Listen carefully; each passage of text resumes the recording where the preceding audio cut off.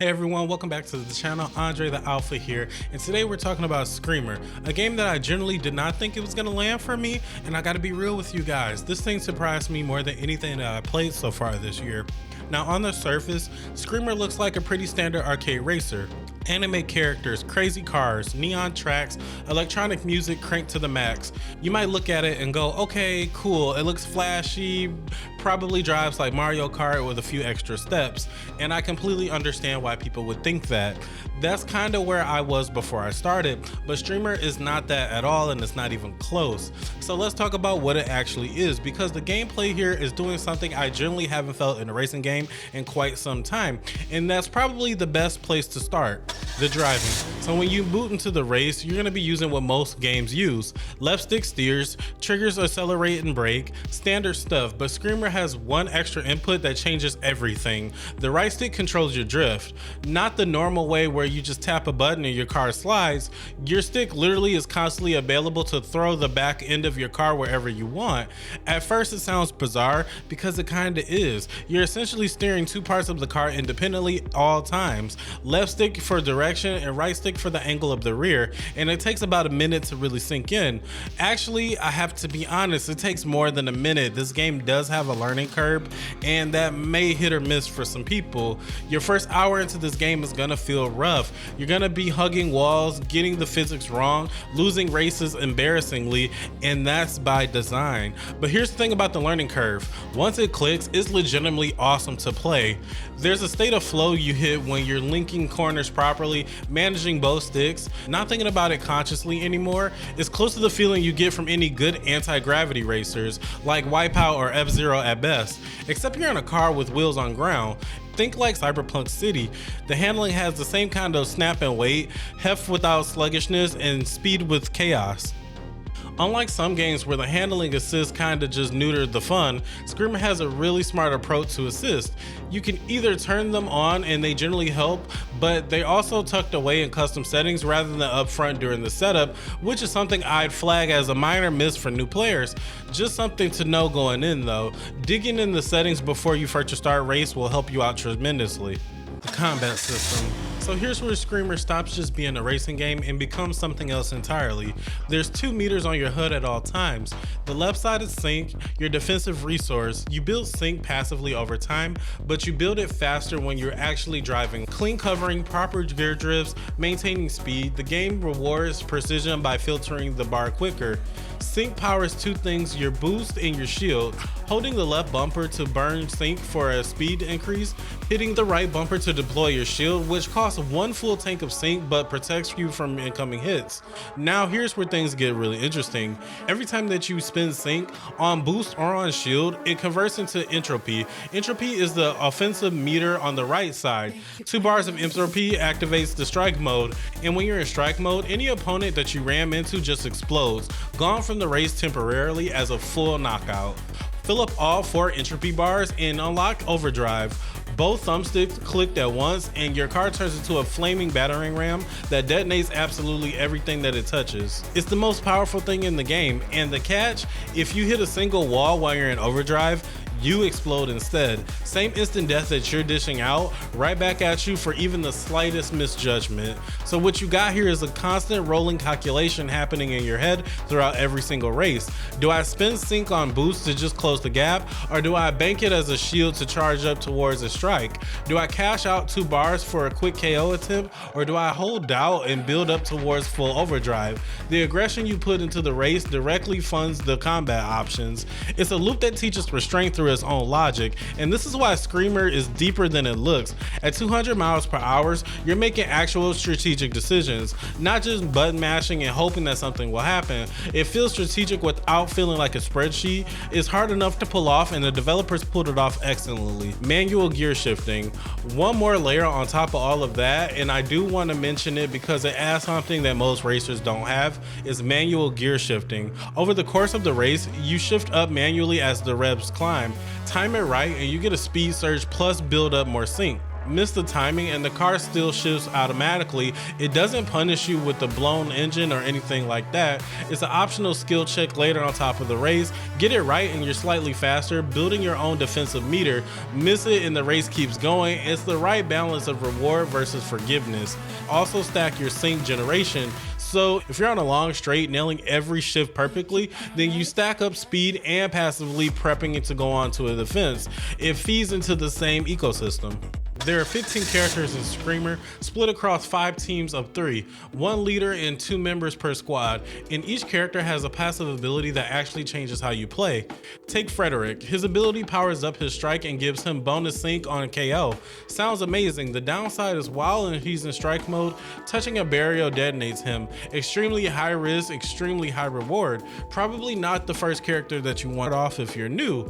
Then there's Hiroshi. His boost extends the longer that you hold it, which rewards clean racing lines because you have to maintain control while burning boosts to see the full benefit. Royson, who reduces the entropy cost of strike and lets it chain continuously, turning her into a short-range wrecking machine if you play close enough to the pack. These characters aren't cosmetic differences, they actually change your decision making in the sync and entropy loop. Frederick wants to build up entropy and cash it out aggressively. Hiroshi wants to maintain clean lines for maximum boost uptime.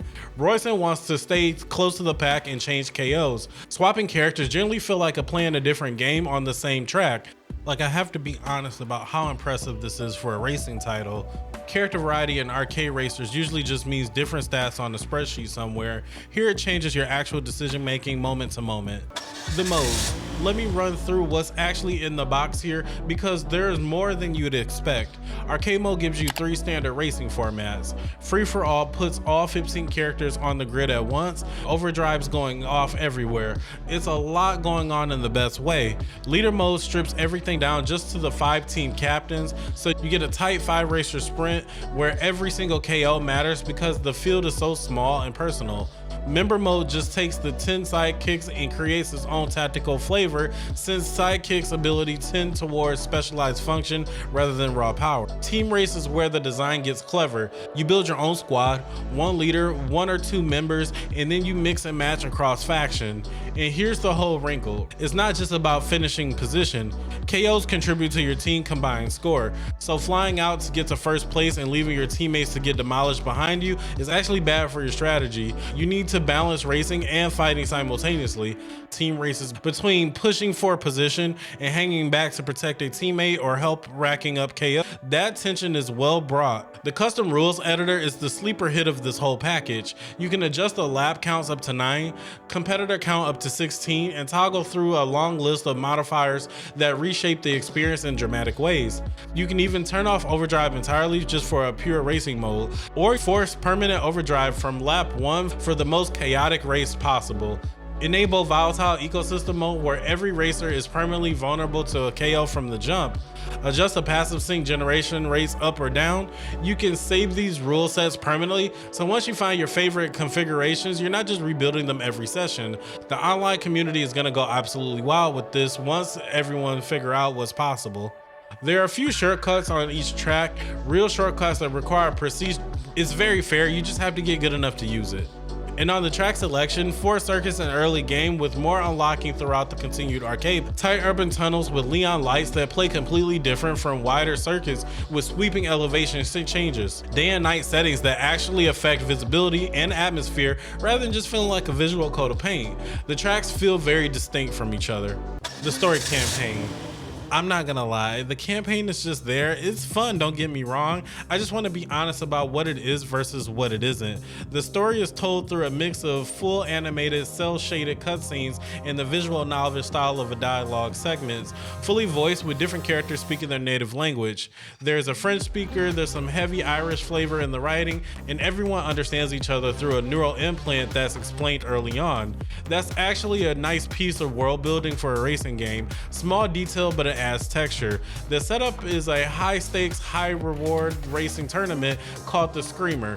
It's organized by a figure named Gage, who installs a device called Echo onto every vehicle entering the event. In gameplay terms, the Echo is the sync entropy system. You're not just learning a resource loop, the lore is literally explaining why these racers can obliterate each other on the track and walk away fine. That kind of mechanical narrative integration is cool to see, and it suggests that it has plans for the story connects to what they're actually doing in the late campaign. The campaign functions primarily as a tutorial in the early game, and which is absolutely the right call. It introduces mechanic gradually and gives you context for the character before you race against them in the arcade mode, and it creates a reason to care about the world. I'm glad it's there for the most part. The honest critique is the pacing, however. You'll sometimes go from a full animated cutscene straight into a dialogue scene, and then back to another cutscene, back to another dialogue scene, and then just abruptly into a race. And that kind of whiplash can be very jarring and just unappealing. Some of the character writing in those dialogue segments can also feel weird to the exposition rather than adding personality to it. You can tell this is a studio that lives and breathes racing game development, finding its legs with the narrative structure. It's functional, it does the job, but it needs some work. But the arcade mode are strong enough draw that I don't think anyone playing Screamer for the racing is gonna feel shortchanged, because the campaign is still figuring itself out. The presentation. Let me talk about how this thing looks and sounds, because it's generally a big part of why Screamer works. Visually, the game commits completely to its anime cyberpunk aesthetic, and it goes all in without ever apologizing for it. High contrast, heavy saturation, over-the-top comic book visual effects during combat moments. Cars take visible collision damage that accumulates over the race. The sense of speed reads clearly even when 15 cars are going at each other simultaneously.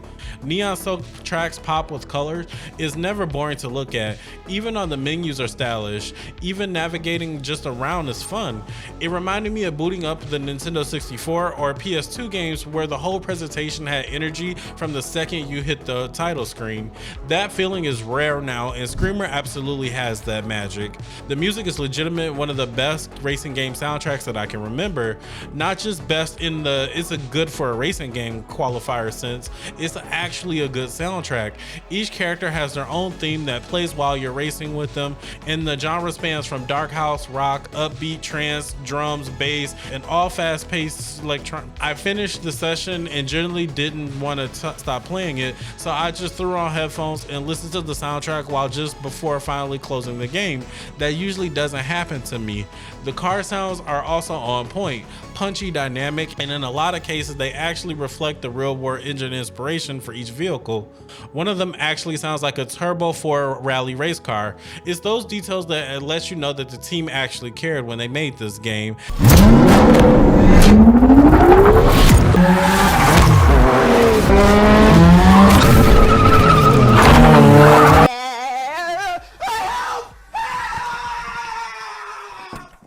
And there's a single toggle that disables licensed music before you go on live on stream.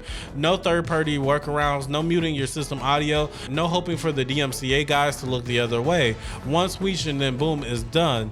That one feature tells you that developers understand how people are going to interact with the game in 2026, and it's that kind of awareness that earns goodwill. Accessibility options are also worth calling out. Full one-handed control remapping for either hand, full colorblind filters across multiple types with adjustables and sensories for a scale to 1 to 10.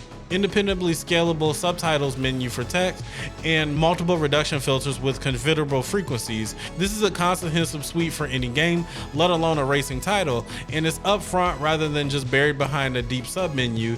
The one thing I'd move up front alongside it, as I mentioned earlier, are the driving aids. Those delivered to be visible during the initial setup are not tucked away through custom game settings. The verdict. So where does Screamer land overall? This game is built around a generally clever idea, a resource conversion loop that turns every defensive action into offensive potential, layered on top of a handling model that rewards real skill development. It doesn't feel like anything else in the arcade racing space right now, and in a year where we've already had some good, interesting things happen for racing games, Screamer might be the one that people are still talking about because of how differently it plays. The campaign is still finding its footing, the driving aids could be surfaced more clearly for new players, The first hour is gonna test your patience before rewarding you. These are real notes and not nitpicks, but the core loop is excellent. The character differentiation is excellent. Custom rules editor has real long-term potential. The presentation is confident and fully committed, and the music alone is worth the price of admission if you're that kind of person who puts the headphones on and actually listen to a game. If you're into arcade racers, if you've been looking for something that actually asks something of you mechanically, or if you ever wanted Need for Speed to fully commit to its anime era instead of just hedging, Screamer is the game for you. And if you want to see more gameplay breakdowns and first impressions like this, find me over on Twitch. Link is in the bio and in the description. I would love to have you guys over there and watching me play horribly. If this video helped you out, if you enjoyed it, like and subscribe. I love when YouTube just gives me money for talking about video games. Until next time, stay safe, stay smart, and don't crash.